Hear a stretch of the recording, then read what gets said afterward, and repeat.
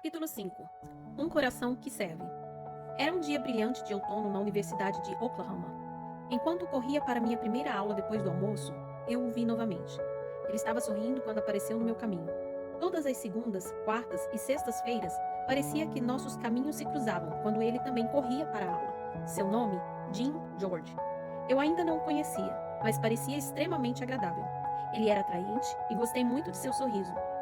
Bem, evidentemente ele também me notou, porque logo um amigo que tínhamos em comum marcou um encontro entre nós. Isso foi em novembro de 1964.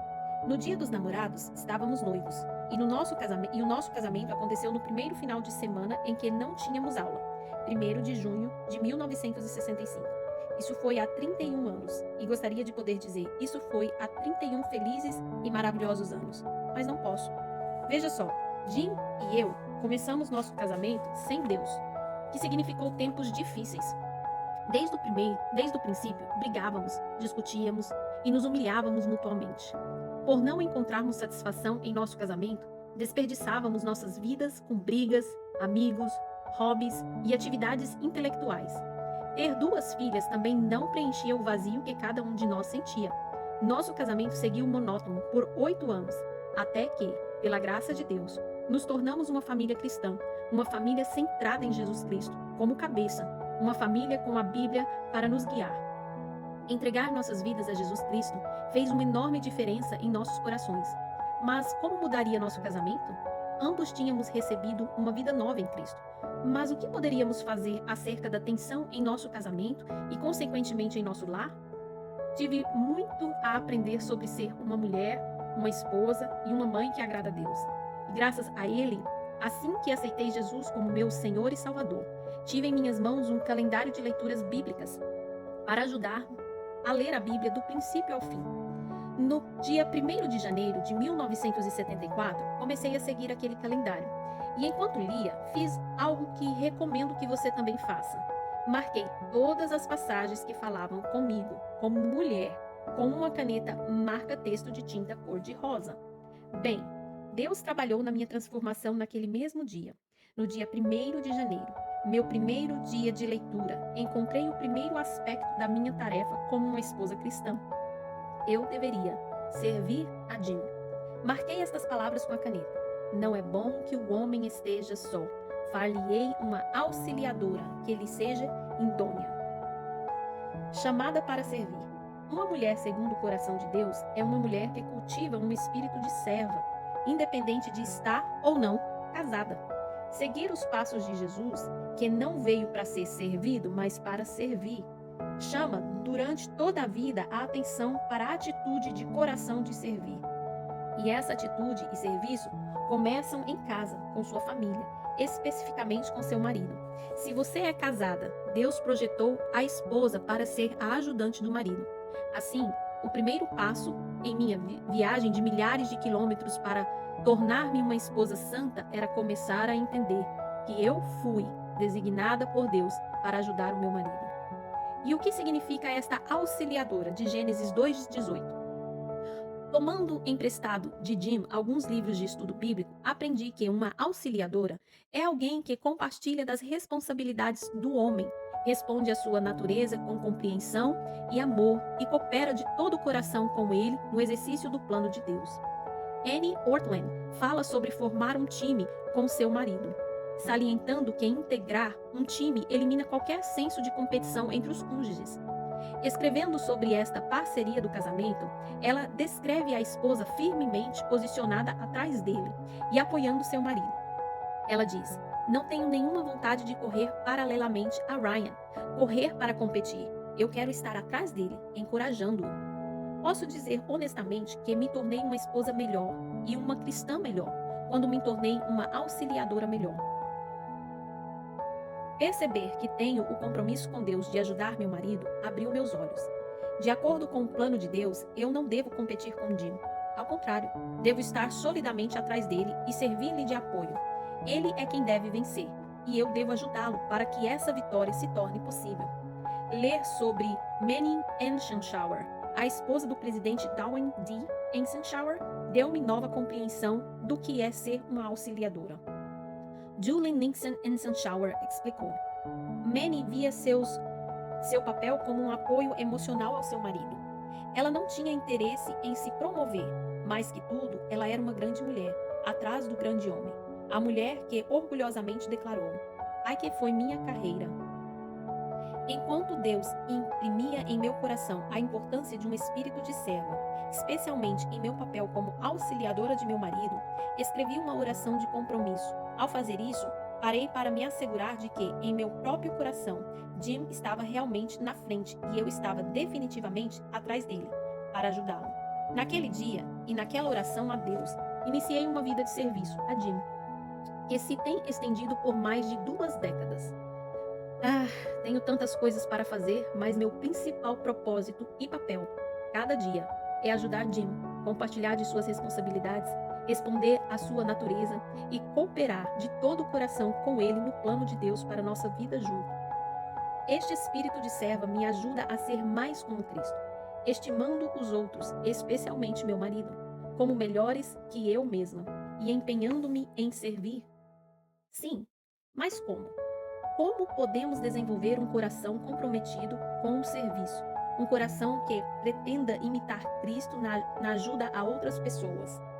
O que uma esposa pode fazer para que Deus desenvolva nela um coração empenhado em ajudar seu marido?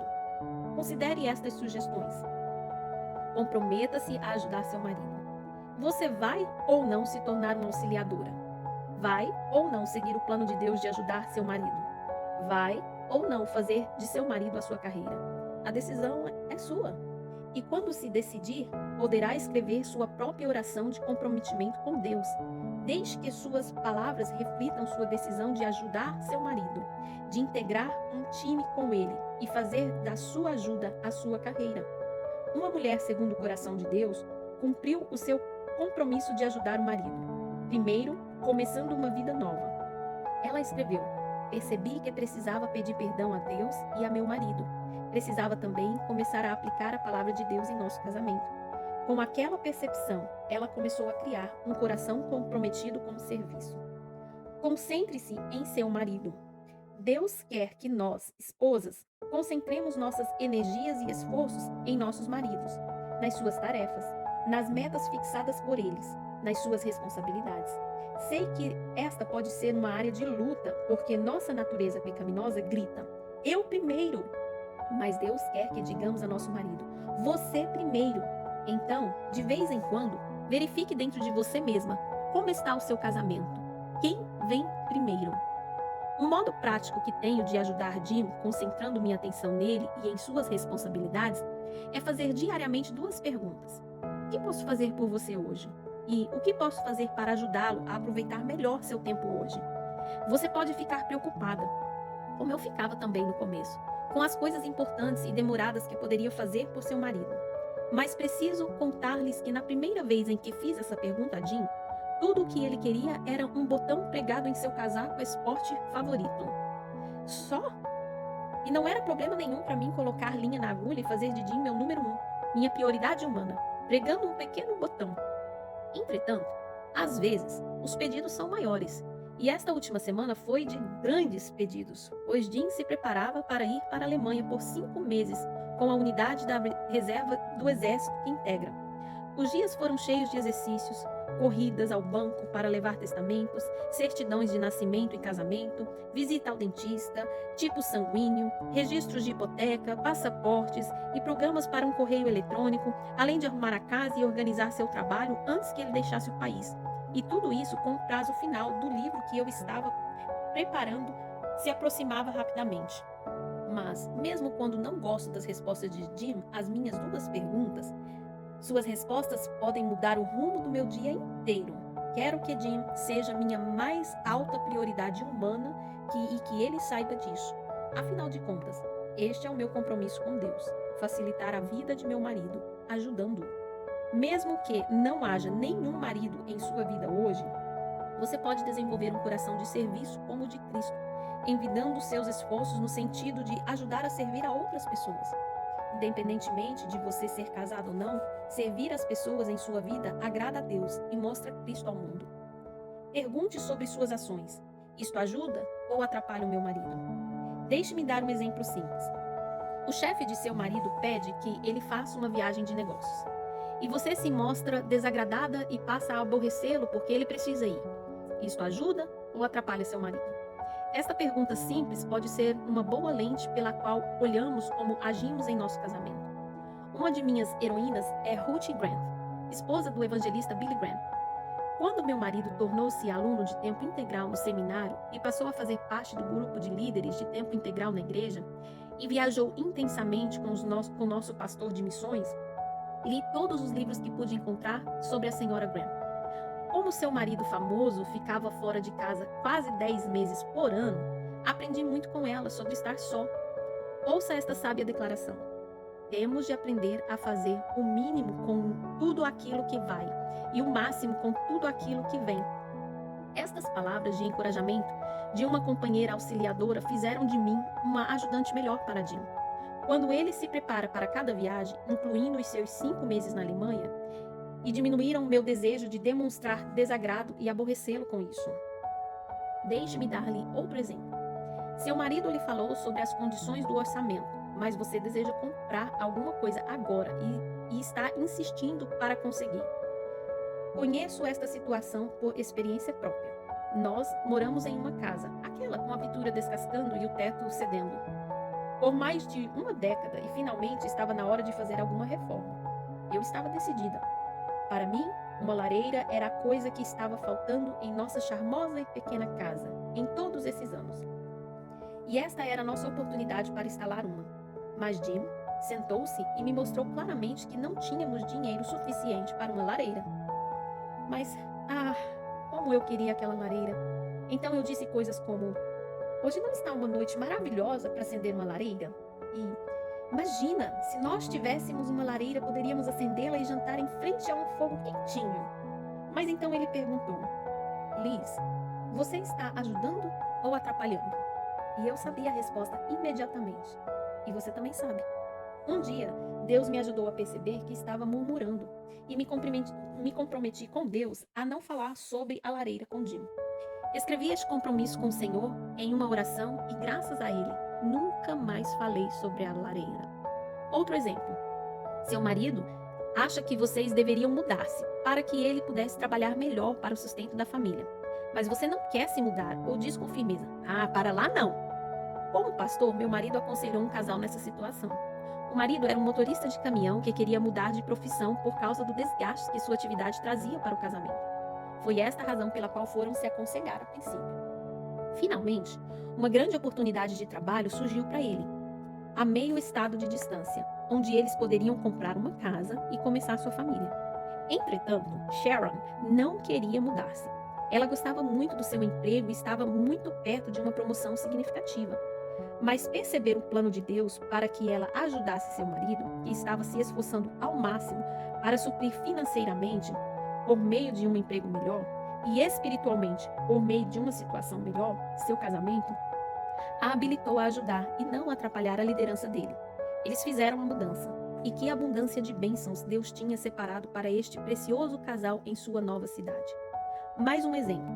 Seu marido quer ter um tempo diário para vocês lerem a Bíblia juntos, em família, mas você não quer, ou não quer estudar o tema que ele escolheu, ou você nunca consegue acordar cedo o suficiente para aprontar o café da manhã em tempo de terem um momento de devoção familiar. Na maioria das famílias, a esposa é normalmente responsável pelo horário da casa pela manhã. E porque ela controla o horário, tem a habilidade de fazer o tempo de adoração familiar acontecer ou não acontecer. Se o seu coração está comprometido com o servir, ela tem o poder de ajudar seu marido a alcançar esse objetivo e outro qualquer. Seu coração está comprometido com servir, especificamente com servir o seu marido? Respostas do coração. Ajudar é uma tarefa simples e nobre e produz ricas recompensas.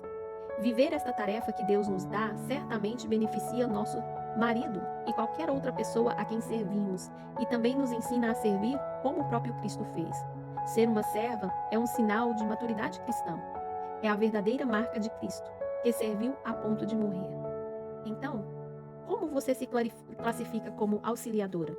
Em seu casamento, se vê como integrante de um time livre de qualquer ação, pensamento ou desejo competitivo? Seu marido é a sua principal carreira? Ajudar seu marido é a principal preocupação de seu coração e o destino maior de sua energia? Você já se comprometeu a levar a sua vida e seu coração a seguirem o plano de Deus para você, o plano de ajudar e não atrapalhar seu marido?